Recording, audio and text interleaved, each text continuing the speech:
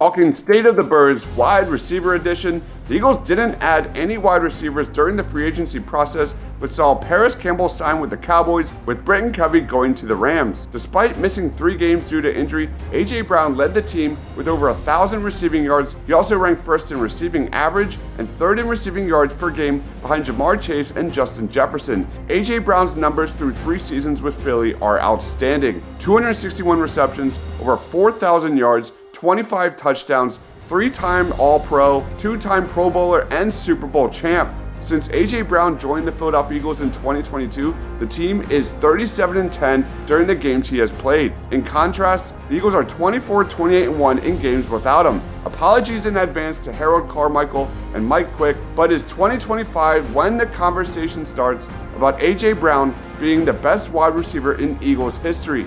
I think that question is absolutely on the table for discussion. Devonte Smith posted a career-high 8 touchdowns in the regular season and hauled in a 46-yard touchdown during the Eagles' Super Bowl win. The dagger against the Chiefs made it to the Final Four of our all-time Eagles Plays tournament, and to this day, that play continues to give me goosebumps. During the run to the Super Bowl, Devonte became the franchise's all-time leader in postseason receiving yards with 595 yards. Personally, I'd like to see Kevin Patullo get Devonte Smith more in motion and more in space in 2025.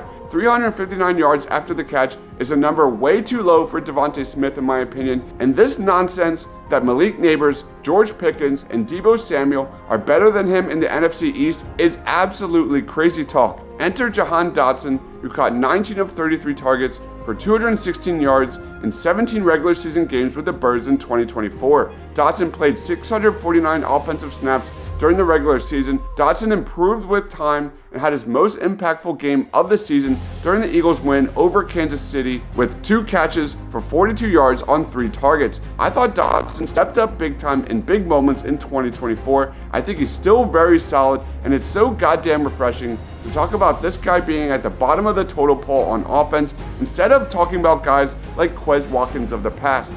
Second-year players Johnny Wilson and Anais Smith will need to have bounce-back seasons in 2025. Johnny Wilson played the majority of his snaps on the perimeter for the Birds, with 26.8% of those coming in the slot. Johnny Wilson had 2 drops on 16 targets in 2024, as well as 3 penalties. Wilson played more than half of his snaps on the perimeter last year, but I don't think Wilson has the vertical speed to play on the outside. He's not a terrible route runner, but I'd like to see him in the slot long term and just focus on being a dominant run blocker. Anais Smith caught 7 of 9 targets for 41 yards and a touchdown last season and didn't really give me loads of optimism by the end of the season. He had a really rough camp last year. He wasn't as elusive or that great of a separator off the line of scrimmage as I had hoped in the NFL, and he'll have to fight off Terrace Marshall Jr., Danny Gray, Elijah Cooks, and Darius Cooper heading into training camp.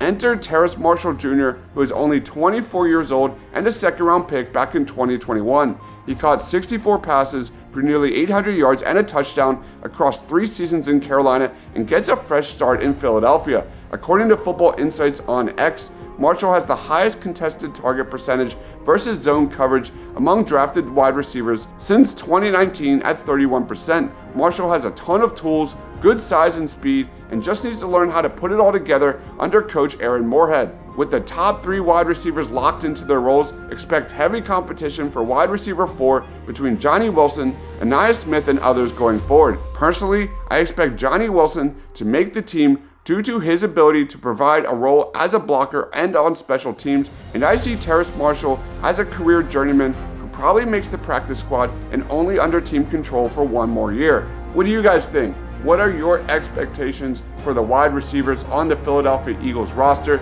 Let me know down in the comment section below. Thank you everyone for watching. Stay awesome.